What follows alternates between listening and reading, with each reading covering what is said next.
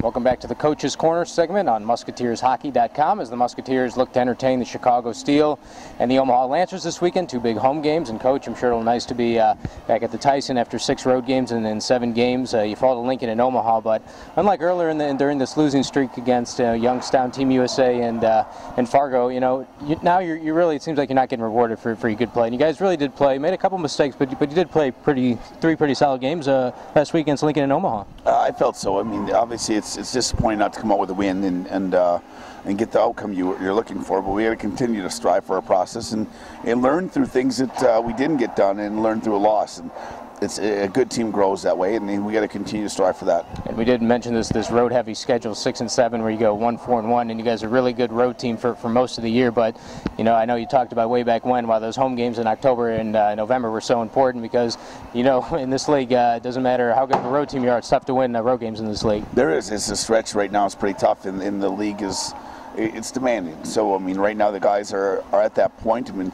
some have played more games right now than they did all of last year and half the time. So it's a demanding schedule. When we're on the road, though, we got to treat it as if we own that home. And now we get a chance to come back here at the Tyson, and we really look forward to being back in front of our own fans. And just talk about the collective psyche of the guys right now. It's got to be tough when you're going through a rut like this, because it just seems like things are kind of compounding themselves. A lot of times where shifts after goals, you think back to that Omaha game where Babinski scored and then right after Marshall scored. I know you weren't too pleased about that, but still a lot of late goals, a lot of goals after shifts, something you strive. I know the coaching staff tries to hammer that home to be mentally strong, but at the same time, if you're continue to give up goals in this situation, maybe the guys start gripping the sticks and start squeezing a little bit. I would say for sure. I mean, anytime I think this streak hits you, you grip your stick a little bit more than you normally would. The confidence maybe gets peeled away from you a little bit, but there's a lot of the outcomes right now for myself have been hindered by ourselves, not by opponents, and we've shot ourselves in the foot more so than some teams have teed off on us. So some things we can fix internally for sure. I definitely think our goaltending's got to come around, and our special teams got to get back to where they were. And you don't want to live and die by them, but they're definitely a great hand to have feed you, that's for sure. Right, and you talk about that past losing streak that started in November.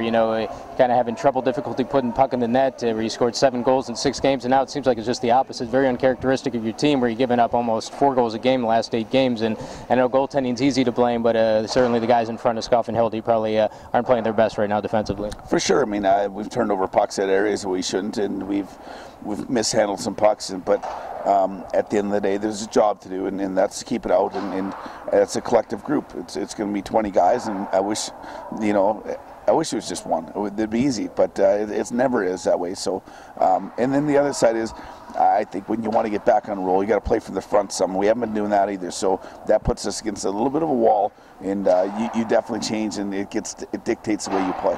And definitely, you bring 2 guys in mid-season. Alex Velchek will play in his 11th game, and Donald will play in his 7th game coming up Friday. And it's just kind of different when a guy like Brad Robbins can come in. He plays on the power play and a forward. It's a little different defense. You got to learn a system, and a lot of things start in the back end. So it'll probably be good that these guys all of a sudden start to get comfortable with and start pushing the play a little bit and play good Musketeer hockey like you emphasized. Yeah, it will take a little adjustment anyway. And, I think anytime you come to this level from a level above per se in college, the easiest thing, the first thing you probably do is let the gas off, because you're like, oh, I've been here, or I can play at this level, and the level's difficult, the level's demanding, and at the end of the day, those two will be just fine.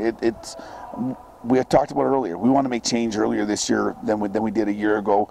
We made that change, and I think since so, guys, it's got to come together here. We got to continue to move forward, and as a group, there's an end, and you got to continue to strive for our best hockey here towards this second half, and we got to get that on track. And Chicago comes into the barn tonight, and just like we said on January 9th when you won 3-1 against this team, just don't even worry about the record. Don't even worry what they're doing. If you guys play your way, you're going to come out victorious in this game. It's just setting the tone the first period, like you always talk about, stripping their will of a bad team. Yeah, I mean, it's a dangerous setting. I think, anytime you play a game that where a team that's desperate like this, and it's a dangerous setting, but you got to get after them. You got to take away whatever they do have. You want to take away and strip it right away, and continue to strive forward. And if you play from the front against a team like this, you oftentimes get a chance to dictate what happens in the outcome. So it'll be a definitely emphasis for us to get on top, and definitely back here at home, and just you should have some good crowds here this weekend. It'll be a fantastic setting. Right, and your goaltender for this weekend, Scoffer had that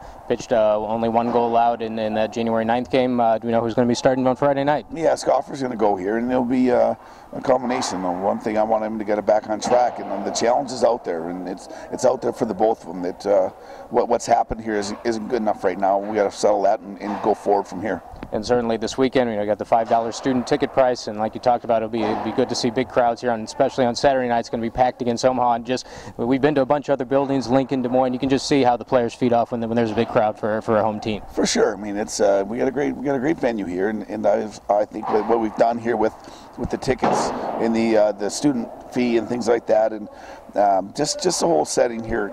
Get out here. It's an environment that I know the players desperately like to play in. Thanks, Coach, and good luck this weekend. Thank you. That's Musketeers head coach Luke Strand. Just a reminder, $5 tickets, so come on down and support the boys. Let's pack the Tyson Event Center Friday against Chicago and Saturday against Omaha. Go Pack.